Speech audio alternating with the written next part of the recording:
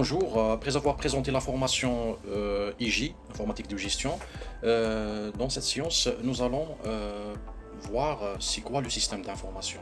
Mais d'abord, avant de comprendre c'est quoi un système d'information, on doit commencer par les séparer. C'est-à-dire on va parler du système, ensuite on parlera de l'information. Une fois qu'on a compris c'est quoi le système et c'est quoi l'information, on commencera à aborder le système d'information comme domaine qu'on doit développer. Donc, suivez-moi minutieusement dans la présentation du cours et on va donner des exemples pour mieux comprendre concrètement c'est quoi l'information et c'est quoi le système. Ok? Donc, toute organisation humaine, qu'elle soit une entreprise ou État, peut être perçue comme un système. Donc, un système peut être défini comme un ensemble d'éléments en interaction dynamique organisés en fonction d'un but. Pour parvenir à ce but, le système tient compte de son environnement et régule son fonctionnement en s'adaptant aux changements. L'interaction entre le système et son environnement est possible grâce à des flux d'informations. Ces flux circulent aussi à l'intérieur du système, ce qui lui permet d'analyser son propre fonctionnement. Les éléments du système donc sont eux-mêmes des systèmes ou sous-systèmes. On doit aussi parler de système de décision et système opérant et la différence entre ces deux systèmes. Donc, quand on parle du système de décision, c'est le pilotage donc, qui exploite des informations qui circulent et organise le fonctionnement du système. Des informations sont alors émises en direction du système opérant qui se charge de réaliser les tâches qui lui sont confiées. Génère à son tour des informations en direction du système de décision qui peut aussi contrôler les écarts et agir en conséquence.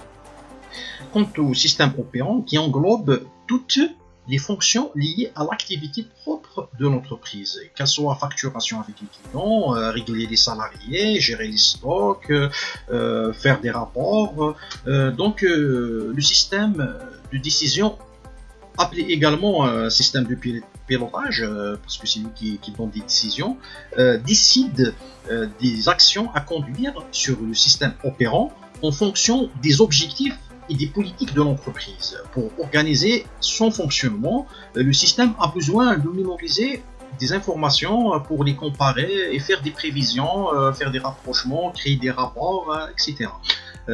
Donc ce rôle est joué par une troisième composante qui est le système d'information.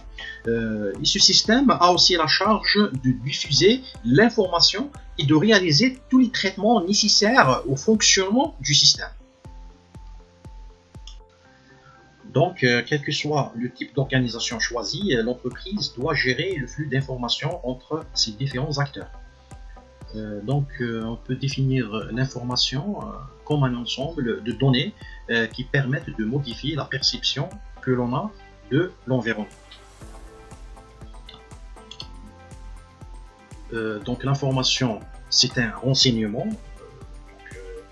elle nous apporte une connaissance.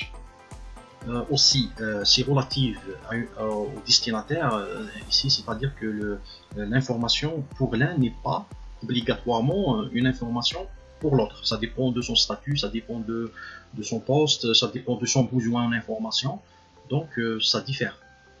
Aussi, la valeur d'une information est proportionnelle à son impact et à son potentiel de surprise.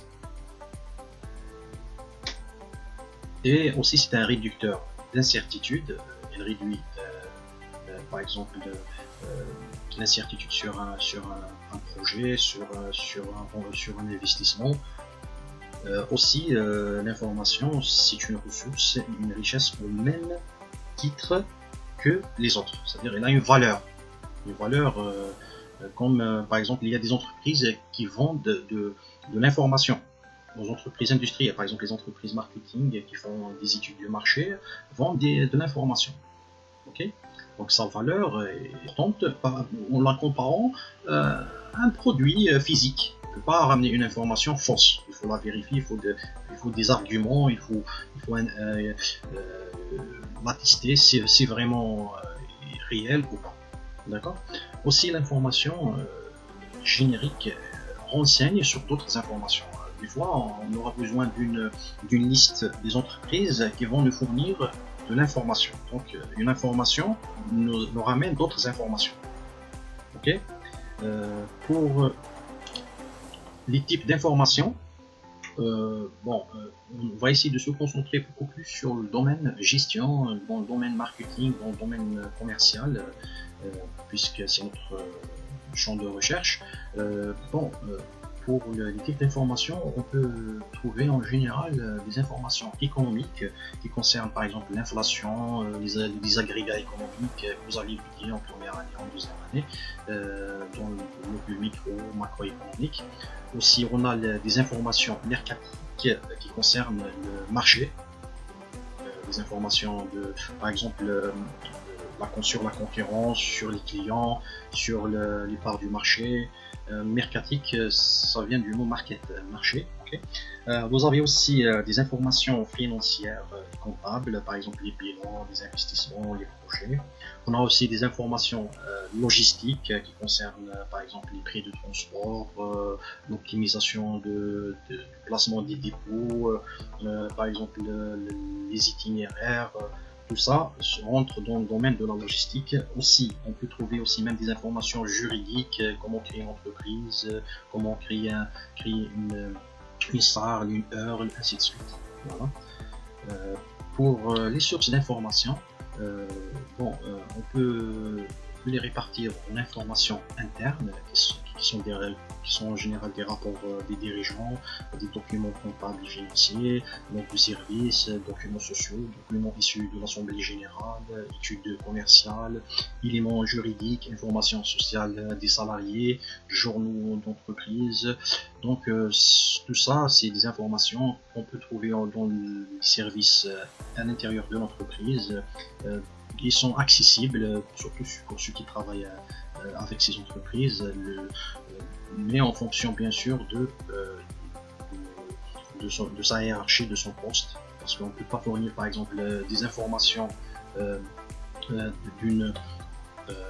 par exemple du service marketing à un service qui n'a rien à voir. Donc la transmission, la circulation de l'information dans une entreprise doit suivre certaines réglementations qui proviennent du règlement intérieur de l'entreprise. Et pour les informations externes, en fait, il y a les médias, les documents spécialisés, fiches techniques, organisations publiques, administration, ministères, institutions spécialisées, institutions internationales. Par exemple, l'organisation, l'Office national des statistiques peut nous fournir des informations et ils sont gratuites. Donc ici, on peut trouver des informations payantes si on fait appel à des entreprises spécialisées, des entreprises privées, et comme on peut les trouver accessibles, gratuites dans des organisations étatiques, qu'elles soient spécialisées ou pas. Donc l'information externe est plus accessible. Interne, ça dépend de la réglementation, ça dépend du règlement intérieur de l'entreprise. Et pour les formes de l'information, on peut trouver des informations écrites, par exemple une lettre, une facture, une fiche de stock, une note interne, c'est-à-dire tout ce qui porte une forme écrite, donc considéré comme une information écrite. D'accord. Donc vous avez des informations picturales, ça vient du mot pictures pour vous. Ce qui peut être un schéma d'un circuit imprimé, graphique des ventes, photo d'un ordinateur, film publicitaire, un spot publicitaire. Tout ça est considéré comme une information picturale. On a aussi les informations orales ou sonores, par exemple les discussions entre collègues, conversations téléphoniques, réunions, bip d'un ordinateur. Aussi, on a d'autres types d'informations, d'autres formes d'informations, par exemple tactile ou olfactive. Olfactive qui provient du mot odorat. Okay.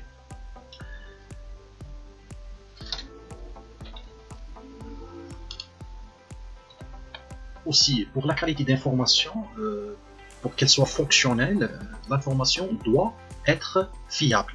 Fiable, issue de sources sûres, vérifiée. Une information erronée peut conduire à de graves problèmes. Donc la fiabilité est très importante. Aussi, on a la pertinence.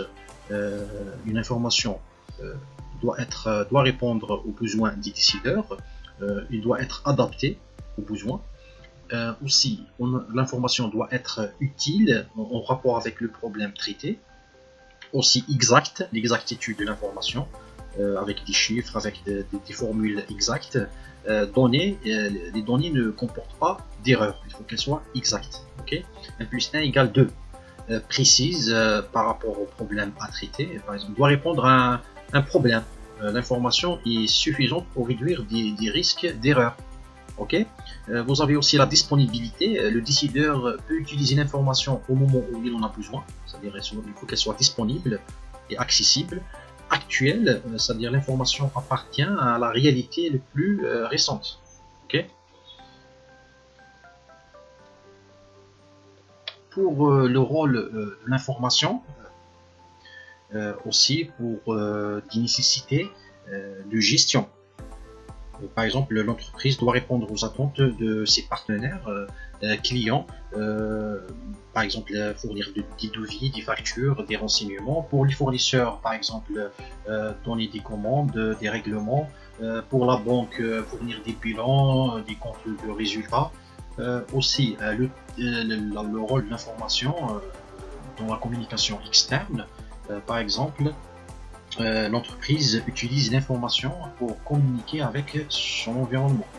Et ce qui concerne l'outil de communication interne, pour des obligations par exemple légales, le droit du travail impose à l'employeur un devoir d'information vis-à-vis de ses salariés, notamment par le canal des représentants du personnel. Okay, donc la communication, l'information joue un rôle pour communiquer beaucoup plus en interne ou en externe. Aussi pour répondre aussi à des obligations légales, par exemple les déclarations de salaire, de TVA, factures aux clients. Aussi l'information, c'est un facteur de cohésion sociale. Ça veut dire quoi, cohésion sociale? Par exemple, une entreprise ou une organisation humaine est construite dans un but bien précis.